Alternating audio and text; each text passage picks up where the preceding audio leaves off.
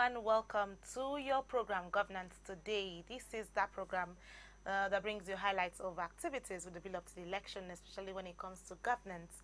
What are Nigerians thinking? What should be done differently? And like we always do, we talk about issues with regards to leadership, politics. I am Anita Patrick, and I'll be anchoring the program today, as always. Every weekday, like we always do, we have a guest in the studio where he'll be analyzing issues, and I have the executive secretary of the Anti-Corruption Network. He's Chief Ebenezer Oyetakin. Good evening, sir. Good evening, viewers. Okay, it's good to have you on set this evening. Thank you. Let me start. What's the preparation like for you? Do you have your PVC for the election? My PVC is always with me, sometimes in my pocket, sometimes in my car. Okay. So, peradventure you want to conduct the election in the middle of the night, I'm ready. That's a serious one. In case all right, that's good to know. That's what every Nigerian should be doing. Have your PVC, because that's your ticket to the next level in the 2019 election. Okay, you are an anti-corruption activist. How would you rate the anti-corruption fight in the country so far? Well, so far so good, but there is so much room for improvement in order to make it a system-owned, a system-driven, and things of that nature. But you see, one thing about the anti-corruption fight of this particular regime is that it has been classically a personality-driven. The personality of the president, the body language of the president has been the one doing most of the work. I have in several televisions and radio interviews challenged the National Orientation Agency that they ought to play an active role in this by taking this anti-corruption fight to the school at a level of catching them youngs and develop it into a kind of moral rectitudinal concept that secondary, primary, secondary to the university, let the system own it, to the motor park, let the system own it and that kind of a thing. But so far, what we have been seeing is that even the system is resisting it. The system at the institutional level, the system at the parliamentary level, that is the legislature, the system at the judiciary level, and the system at various levels of institutions are resisting this anti-corruption fight, and it is most unfortunate. Okay, it is most unfortunate. Let me throw this back to you. What should the federal government do to sustain the anti-graft war? Well, the government is doing so much that they can do. But like I said, there is so much room for improvement. For example, from the day one of this administration, they pushed a bill into the Senate, the National Assembly. The bill is about the expeditious court for the trial of corruption cases, and which would have fast-tracked the fight against corruption. Unfortunately, nobody is willing to attend to that bill in both chambers of the National Assembly, and that in itself is a tragedy of a nation. Okay, Nigerians, a lot of talks, a lot of revelations, if I may put it that way, has said that the present administration's fight has been one-sided. How would you rate the anti-corruption fight in the last 3.5 years? The reason why it appears one-sided is because the entire system is very slow. And again, fundamentally, why it will appear one-sided is because, again, you have a federal, we are operating a federal system that when you take it into the political, political encyclopedia for critical examinations and overhauling, what you discover is a glorified federal system, a unitary system that is, a glorified unitary system in the name of federal government. And when you have such a thing, you will have the center hydra-headed. Like I normally tell people that the shape of democracy is pyramidal. The pyramidal shape of democracy implies that government at the very highest level, like the federal government, ought to be essentially regulatory, providing enabling environment for flourishing of various arms and institutions and things of that nature. Now, if a pyramid is sitting the way it ought to sit, if you pour a bucket of water on top of the pyramid, it distributes it evenly along the slopes. Now, if you turn that same pyramid upside down and you pour the same amount of water, it will now, hang those water and begin to drop it randomly. And that is why our democracy has not, for the past 19 years, except now that the present administration is looking critically into those areas that we seems to have forgotten or neglected and the rest of it. Our democracy has not enriched us as a nation. It has not blessed the citizens as it ought to be and that kind of a thing, because even those random dropping are being sucked up by the front of powers, the corridors of powers, the concubines of powers, the sons and daughters of powers, and the friends of powers. So this in itself is a tragedy of a nation. But having said that, you see, the federal government being a kind of distributor where every other states think that we should always focus on the center. And the center itself experienced serious abuse of privileges, powers, and opportunities in the past. If you want to investigate such political party that governed for 16 years, the fight against corruption under that 15 years will appear prospectively as one-sided. But honestly, it is not one-sided because we are operating a system of the winner take it all. So if we're operating, if we're operating the system that the winner takes it all, why has it been that so far it has always been the opposition party that have been tried in the corruption cases? I do not think so, because we have seen, for example now, let us take the latest one. Yes. The Chief Justice of the Federation is not an opposition. He's a member of this government, an integral part of this government. We have also seen the secretary to the federal government fell to the fight against corruption in this government and that kind of a thing. But you see, governments do not operate on hearsays. They do not operate on, what do you call it, on gossips, on village squares gossips. You must have a watertight evidence, and particularly because we have a president who said, I will not violate the rule of law in the fight against corruption and things of that nature. And that is why, if you look at the body language of Buhari and the way he has been operating, even within recognizable adversities, you definitely know if it is Obasanjo, several heads would have ruled in the National Assemblies. Particularly, I want to have, what do you call it? I want to have the Expeditious Court bill passed, and they sat on it. Obasanjo will sponsor against you a rebellion, and they will remove this Senate. It happened, 3 senators, Senate president removed in 1 year, and things of that nature. Heaven did not fall. And I want third term, you don't want third term, and the rest of it, another Senate president will fall, and that kind of thing. But Buhari has been classically adhering to the rule of laws and separations of power, and that kind of a thing. That is why, even when you see adversity between the executive, the Senate, and the rest of it, he did not write roughshod against them. Okay, let's look at the issue of the Senate's president, Bukola Saraki. Let's look at Dino Melaye. And let's also look at Godswill Akpabio. In their own cases, there are issues around them. Akpabio was with the PDP before he decamped rather, to the APC. And some issues were around him, and all of a sudden, he just died off. Same thing with Saraki.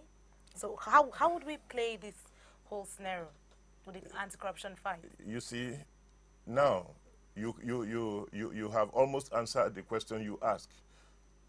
the issues appear to have died down about, what do you call him, Akpabio. With the whole It appears to have died down. But honestly, I do not think it died down.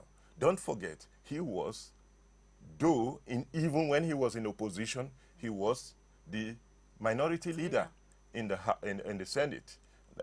That is that. So the fact that those things appear not to be blazing forth, it might be that they have not gotten enough evidence and that kind of a thing. And Buhari himself recently said, I don't think I have authorized any stoppage of probe on Akpabio and things of that nature. Then when you move away from that to Saraki, there were issues around Saraki, but Buhari has classically allowed the system to function and to address issues. For example, I wouldn't have gotten that patience that Saraki is accused of some certain things that will make him to go into code of conduct tribunal with, if he had been a Saraki that has served as a Senate president and has been derobed, that went into that place, he can go in there in a criminal dock and answer questions.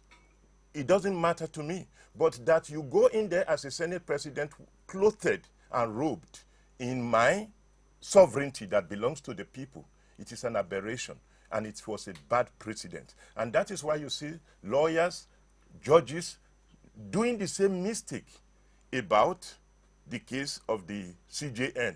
Now, they forgot that the Code of Conduct Bureau is not a regular court and can never be a regular court. It is a disciplinary body. A disciplinary body that, through the Code of Conduct Bureau, stipulated conditions and codes of conduct that are precedent to your employment as a public office holder. I have said that we are going to embark on, at the level of anti-corruption network, we are going to embark on sensitization that we even make those judges and those chairmen of Code of Conduct Bureau to understand their role, because they are even underestimating their role. By the time we go on that sensitization, they will realize that even if the president violates the code of conduct, he can be called to question. It is not a matter of immunity, because those conditions are precedent to your being employment. And he that employs have a right to and set a rule, you know, a rules, a regulations. If you do this, if you do this, if you do this, your public office will be violated and that kind of a thing. Swear that you will not do it. And if you do it, we will call you to question. And that is what they have done to CJN. That is why it pained us at the level of anti-corruption network that we saw justices, judges, senior advocate of Nigeria fighting and somersaulting over one another in a kind of what you call defense of justification of corruption. Honestly, it is a national aberration, and I think they should be ashamed of themselves. That's your point of view right now, but there's so much within the nation right now with the anti-corruption fight. You've raised the concern of sensitization. How would you change the minds of people right now before the network begins the whole sensitization? You see, there is nothing that is, when you are talking about building institutions, influencing societies and opinion, it is not automatic. It comes like a wind, provided you streamline it and you itemize your rules of engagement and you identify the, what do you call it, the targets, you know, the people you want to reach. You identify them effectively and that kind of a thing. That is what we're going to do, so it is not an automatic thing. Okay. Well, we've been talking so much about the anti-graft war, how it has fed so far in the last 3.5 years, and what this network tend to do differently to ensure that people understand the root cause of corruption and how to tackle this. We'll take this break, and when we'll come back, we'll keep the conversation going. Don't go anywhere.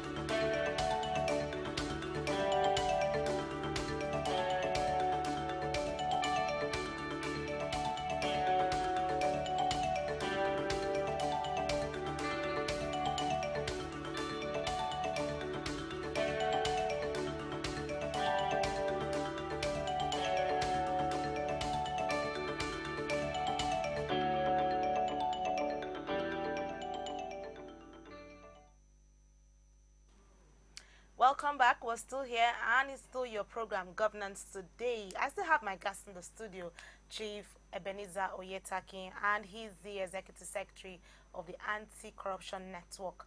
We've been talking so much about the anti-corruption war, but I'm still coming back to you, sir. Don't forget, before I go back to him, the phone lines are on your screen where you can call to make your contributions to what you think differently on the anti-corruption fight. Well, with the build up to the election, 2015 has come and gone, and the trademark is showing. How would you rate the APC-led administration with the 2015 campaign promises they had made to Nigerians in the area of infrastructure, massive employment, adequate security, so much around the promises? How would you rate it? Yes, so far so good. We must examine critically the administration of the APC within the limits of available resources to them. Now, good governance in itself is valued literally at with the parameter that the social amenities, which are the heartbeat of the people, like the roads, the food, the housing, and things of that nature, infrastructures, and to what extent are they being made available, and to what extent do the available ones actually give values to the expenditure and things of that nature. That is how to measure good governance. Okay, I'm sorry, I'm going to cut you a bit. Let's pick this call and hear from this person. Hello, good evening. Okay, please, before you call, please turn down the volume of your TV so we can hear you as well. All right, let's get back to our conversation. So, when you look at it within that level, don't forget the APC proposed government that made those promises were setting their eyes on the increase in revenues occasioned by high prices of crude oil at the rate of $142 per barrel to $130 per barrel, which averaged minimum for those years $100 per barrel. So they felt with so much money like this, we can do so much more. Unfortunately for them, the moment they came in, the oil prices crashed from $130 to $27 per barrel. Now that it is even hovering around 60, if you take it into tabulations with the period of the 27-30, then they are averaging just $47 per barrel since they came in. And that made it, again, you place this mathematics, between 2011 to 2015, the government of PDP generated 384 billion US dollars. Now, within 2015 to 2019, preparatory to election now, the APC government has only generated some $94 billion. So when you do your arithmetic within this, you will see why they will not be able to fulfill many things that they promised. But honestly, again, they have done so much about what they did not even promise. For example, the social interventions programs that they are doing, the bailout, they never promised any government, any governor bailout. At the time when we were generating 384 billion in 3 years, we could not pay salaries. I remember Dr. Okonjo-Iweala, who was the coordinating minister of that economy, said that we even borrowed in 2014 some 450 billion to pay salaries within those months. So that APC at $27 per barrel could give bailout to all the state governors. I think about 27 of them, or rather, about 33 of them, because only 3 states refused to collect the bailout. When you take all of those into consideration, and when you see the infrastructural development going on in places. I traveled to the east recently by road. I deliberately go by road. I want to see what is happening and the rest of it. And it was amazing that abandoned road, abandoned projects are being completed even within this period. So I think the APC government sees infrastructural provisions not in the light of we want to do it to the Igbo side, we want to do it to Yoruba side, or they saw it as a condition that is precedent to industrialization, and they are massively spending on it. Even if it is through borrowing, it takes courage to do what they are doing. So for you, in the aspects of infrastructure, in the aspects of revenue generation, they did excellently well. Honestly, you know, one thing you should take into consideration is that we enter into recession.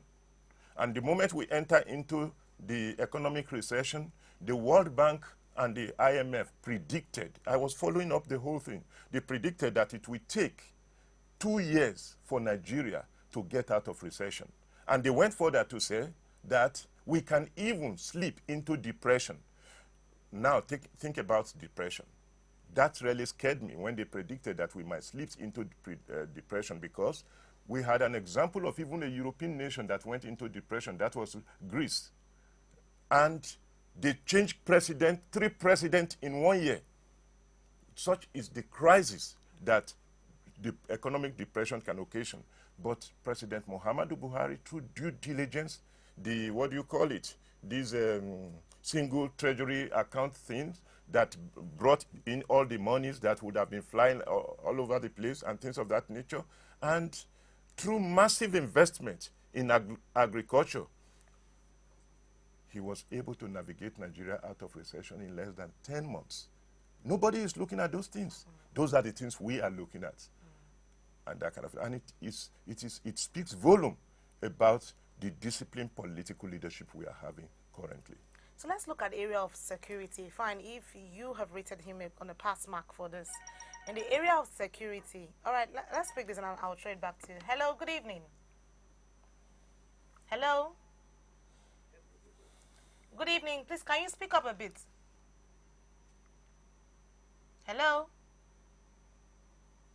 Okay, I think you have to call us back. Let's look at the area of insecurity in the Northeast, in Nigeria as a whole.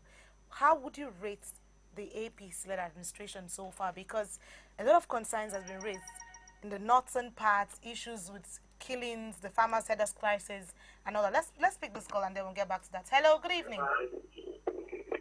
Hello.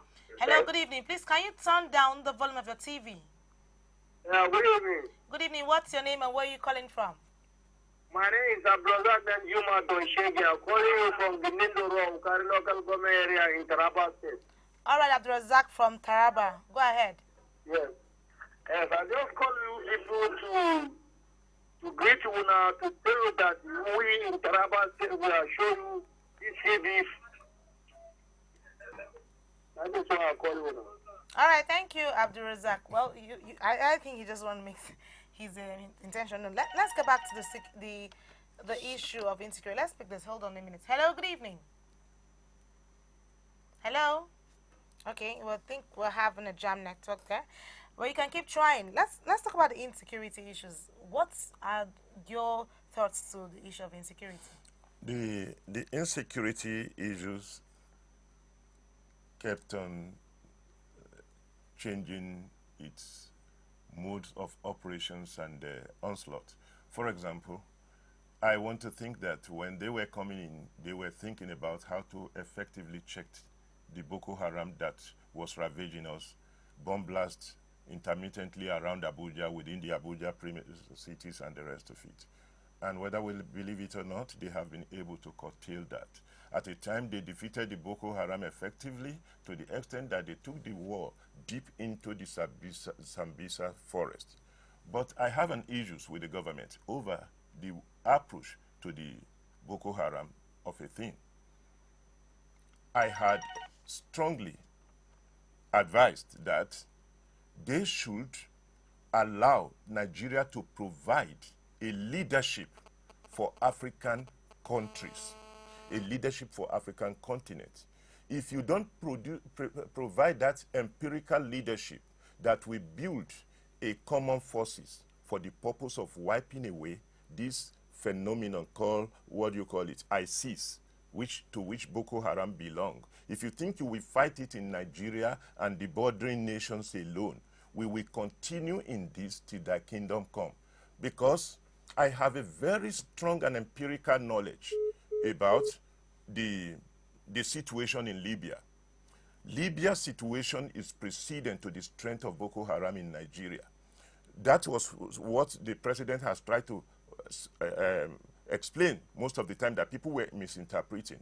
I had callers, what do you call it, fighting forces in Libya that were making calls to me and say, let Nigeria lead a process to disarm the people in Libya, establish government of national unity. If that is done, the string of arms flow will be cut to Boko Haram and the rest of it. Let's hear this caller. Hello, good evening.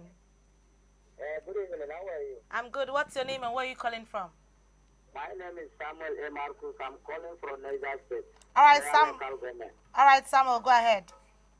Yeah, as far as the issue of insecurity people are talking about, we here in Niger State, well, we have just a little bit problem because of the incidents that have been pursued as of for now. They are now in Niger State plus the Kaduna boundary because they are in the boundary. And these people have been disturbing us and have been destroying people's houses, kidnapping and so forth and so on. Even yesterday, some people have not even where to stand. Some people have left their houses from Kaduna State boundary to Maya local government. All right, thank you. Now, we don't know what this government is doing about this issue. Okay. Now we have this problem. Now some people don't even have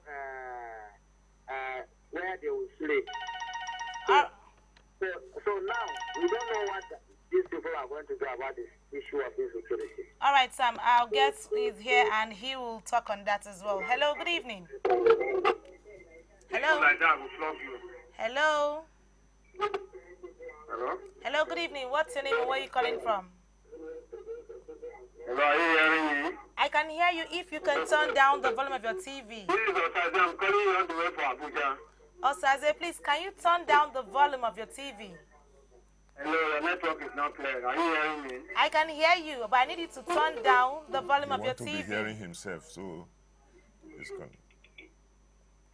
All right, Osaze, I think you would have to call back and then turn down the volume of your TV just a minute. Hello, good evening.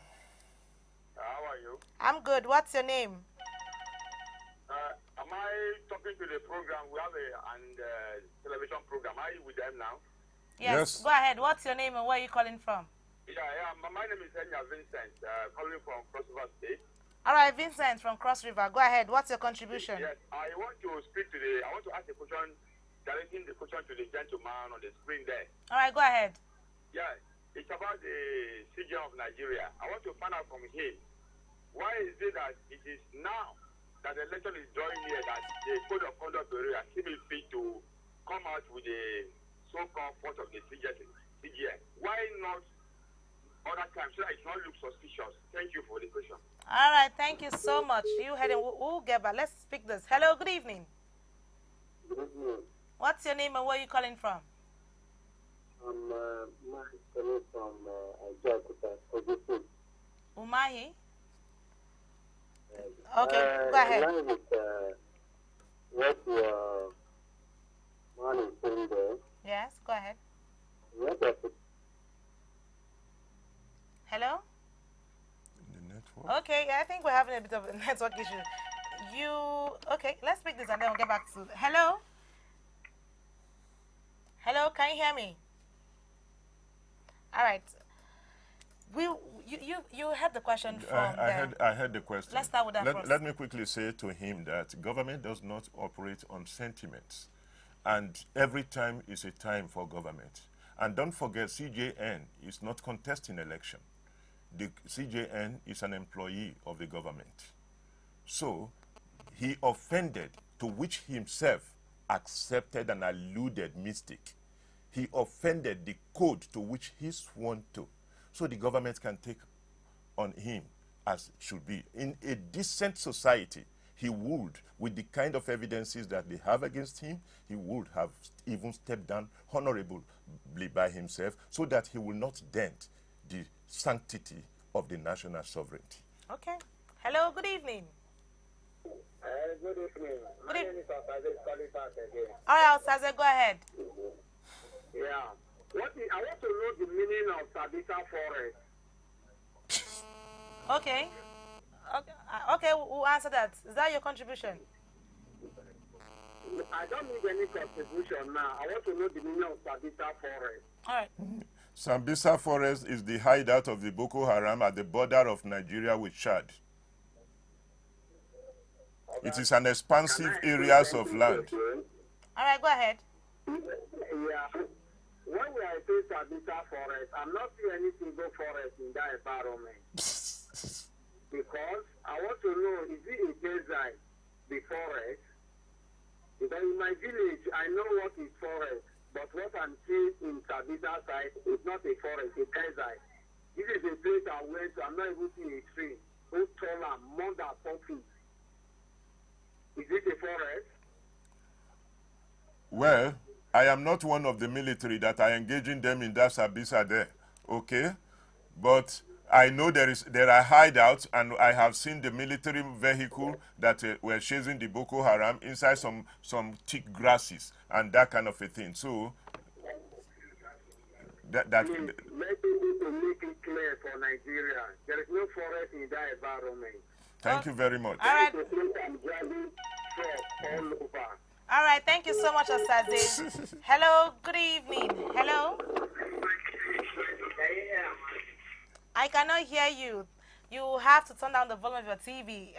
Let's talk about the issues around the insecurity, which we were talking about, and Yes. so far with the administration. Let's get back to that. You see, apart from ensuring that there is this empirical approach to which the major military powers in Africa must contribute for fighting forces to, first of all, establish a government of national unity in Libya, because Libya is sitting upon an area land that is twice the size of the area land of Nigeria, but sparsely populated with a population of 6 million people. And for that reason, they could not monitor the over 8 to 10 borders, both land border, sea borders, and what kind of a border they have.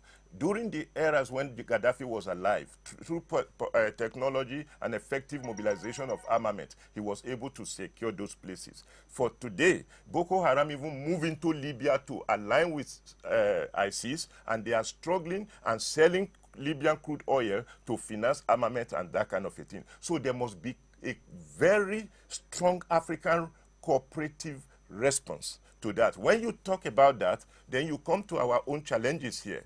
The politicians built pocket of armies, young people, political thugs that they armed. These young armies that have been accustomed to the use of small arms, guns, and bazooka, they have become so emboldened with time. And it is most unfortunate. That is what is plaguing us. A lot of the things we refer to as Fulani herdsmen, they don't even have heads. Okay. Let alone being herdsmen. All right, let's pick this call. Hello, good evening. Good evening. Good evening. What's your name and where are you calling from? I'm calling from Meduguri. All right, Arinze from Meduguri. Go ahead. What's your contribution? I want to make a contribution regarding to a question that was asked by Osaze. It's actually about that. Sabita Forest is not a forest. Okay. Sabita Forest is a forest now. Do you know what the plan for Sabita Forest is now? Hello. Okay. Hello? I'm with you. Arinze, I'm still with you. Go ahead. Okay, I think he just wanted to clear the air on the whole Sambisa Forest thing. Yes. There's so much. Yes, I agree to the fact that the Boko Haram issue around the bomb blast in the FCT has reduced the barest minimal. But the issue, just like we had the call in Niger State, the issue that started from Zamfara, that moved to Sokoto, the killings, the banditry. How would the government look at all this? The government is working on it, and the government must first of all be able to pinpoint and domicile what is the nature and character of this particular violence, of this insecurity, and the rest of it. It is when you identify, then you know you have taken a bold step towards a solution. And like I said, the criminal orchestrated killings that are going on are majorly being sponsored by political class. For example, when the offer, armed robbery so-called, happened, the moment it happened, the second, 2 days later, a particular television station invited me for an interview. The police has not come out to declare it, whether it is robbery or anything. But I told the televisions, I said, what happened in Offa is a government action. I said, government is involved in the kind of robbery, whatever, attack and bomb. Then they said, how do you know? I said, look, no armed robbers will be so audacious that after they had successfully robbed 6 banks spontaneously, they will now move towards police station and launch an attack, kill some 9 policemen, and begin to kill people on the street, including pregnant women. No armed robbers operate like that. Then I said to them, I don't know what manner of government, whether it is federal, state, or local government. But later, the revelation that are coming out, you can see that both from the federal level and state level, there is a suspect that government is actually involved. Okay. Hello. Good evening. Good evening. What's your name and where are you calling from? I didn't get your name. All right, Theophilus from Kogi. Go ahead. Yes. Hello? Go ahead. Make your contributions. I want to ask him a question. Go ahead. Go ahead. Okay, he says there's nothing like herdsmen. I want to ask him, does he really have a farm? And he says there's nothing like herdsmen, that the government is taking in security. Does he have a farm? If he has a farm, you know that there are herdsmen in this country. For we that have farms, there are herdsmen in this country. Okay. Okay. Yes, he's here. He will answer you. Thank you very much. I never said there are no herdsmen.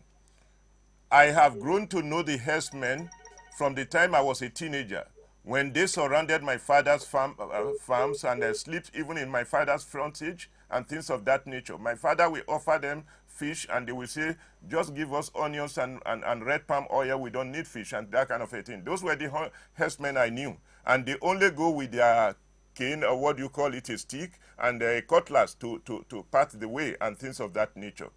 I am telling you that majority of what we refer to today as Fulani herdsmen in a blatant orchestrated killings, those killings are orchestrated killings by political class that has turned democracy to a license for criminality.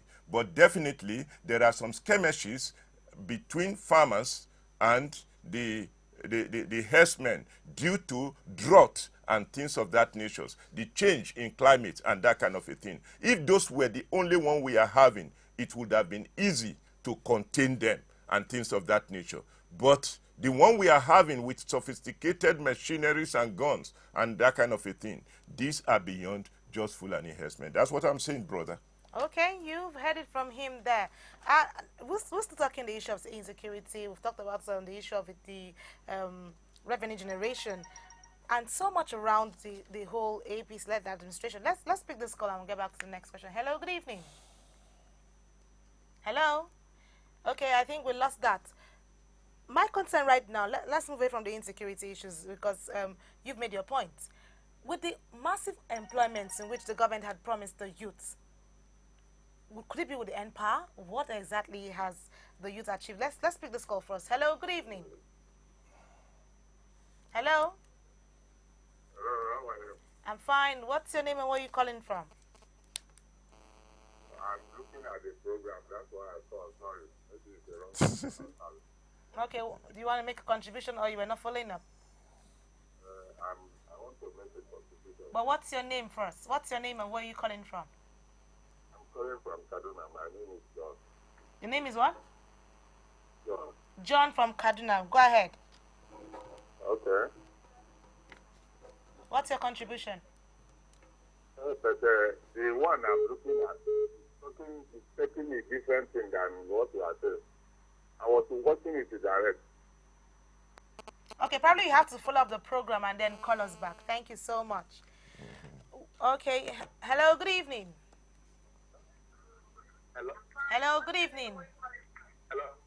Go ahead. What's your name and where are you calling from? I'm calling from Kaduna State. From Kaduna State. What's your name? Yes, my name is the Boy. Chiboy from Kaduna. Go ahead. My name is Boy from Kaduna. She boy, not Charlie boy. She boy. Oh yeah, right on. Go ahead. Okay, I think we lost that as well. Hello, good evening. Network. Hello? Hello, good evening. What's your name and where are you calling from? Okay, when you're talking about London, it's all right. What's your name? Can you hear me? Hello? What's your name and where are you calling from before you make your contribution? Okay, Delta State. Delta State, what's your name? Okay, what the producer is saying, the man is saying is right. What is your name? Peter. Peter from Delta, go ahead. Okay, what he's saying is right. Okay. Yeah, concerning the headman and every other thing. Thank you. All right, thank you so much, Peter from Delta. Thank you. All right, okay. That's all about my question was on the unemployment rate. What do you think it has been for Nigerians so far? I do not think that this particular government aimed. Yes, they want to generate employment. I do not think their focus is on the white-collar jobs. If you are waiting for those employment that will flow from the civil service employment and things of that nature, as it happened in those days when they want to have, employ some 4,000 youths, and they carry them to stadium and stampede and some of 25 people killed and that kind of a thing. No, I don't think this government is focusing on white-collar jobs and employment right now, because it is not anyway. I think they are trying to have a gradual process towards opening up the system for employment. And the massive investment in infrastructure and agriculture and encouragement of individuals to go into agriculture has actually yielded massive employment. If you go to the headquarters of the Farmers Associations of Nigeria, they will tell you, particularly the rice farmers, they will tell you that before this administration came in, they were having some 3.4 million rice farmers. But today they are having approximately 14 million rice farmers and things of that nature. That is a massive employment. Now, when you look away from there, the homegrown school feeding is also employing cooks, employing different level of cadre of people and things of that nature. The end power is employing people, but it's a graduating thing also and things of that nature. So, multifacetedly, the issues of employment, I think, is being approached more concretely from the ground. Okay, To hello. bottom to top approach. Good evening. All right, hello, Yes. good evening. Good evening. My name is Shehu Malemiadabo from Unqualified Government of Kogi. All right, show from Kogi, go ahead. My question is, Oh, show, I'm sorry, you have to call us back for You us to know, understand what you wanted to say. a lady called me from Abia State the day before yesterday. He said, Honorable Ebenezer, I and my farmers group here that benefited from the CBN assisted program and things of that nature, we are flourishing and we want to give back to this administration. So we want to key into the electoral system. I said, I'm not a part of the electoral system. Maybe I will be part of electoral monitoring and things of that nature. So get in touch with your governorship candidates at various levels. So such is the case. All right, So hello. people are being employed. Okay, hello, good evening. Please, can you speak up a bit? I can't hear you. You have to speak up so we can hear you. Okay, I'm sorry. You have to call us back because like, we can barely hear you. You've mentioned the fact that employment for you has been met up with actually at the grassroots level. So what happens to the issue of the healthcare provisions? Let's pick this call first. Hello, good evening.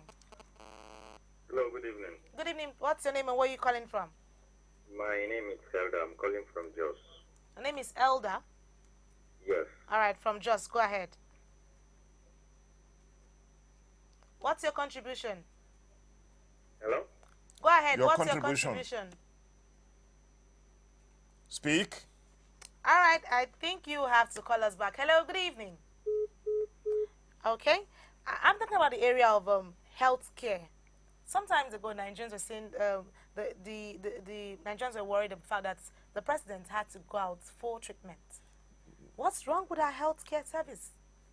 If you know the president you have, when he took over as the chairman Petroleum Trust Fund, he transcended to the amazement and surprise of even the military head of state then, Abacha, when he started building hospital, financing drugs into hospital and things of that nature, building roads, and most of the roads we are using today, they are traceable to his era at the level of the chairmanship of the Petroleum Trust Fund. When you move away from that, within the period that we experience some definite national decadence in infrastructures, even in the light, because the administration of PDP alone for 16 years generated over $1 trillion.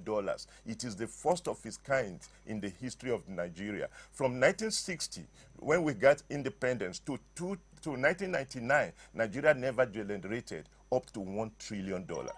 But within this period, all the infrastructure suffered, which include hospital, medical distance. And what is wrong if Nigeria is operating medical pilgrimage that brought other people to come here for their own pilgrimage? But the president that entered power not more than 6 months and went into whether they said they poisoned him and the rest of it, and I don't want to be a gossiper, but I knew the Buhari I knew had never been a sickler, but the kind of sickness he went through and that kind of a thing could only have been treated there, and you wouldn't have left your president to the mercy of a destroyed infrastructure in the healthcare for more than 16 years before he took over.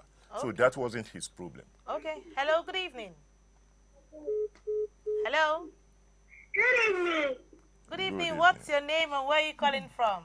This sharp voice. My name is Joy. I'm calling from Delta State. All right, Joy from Delta State. Let's hear you. What's your... What the man is saying is right Okay. about job improvement. And I like your hairstyle. Thank you so much. Thank you so much, Joy. Thank you, Joy. Hello, good evening. Hello. Hello. Hello, good evening. What's your name and where are you calling from?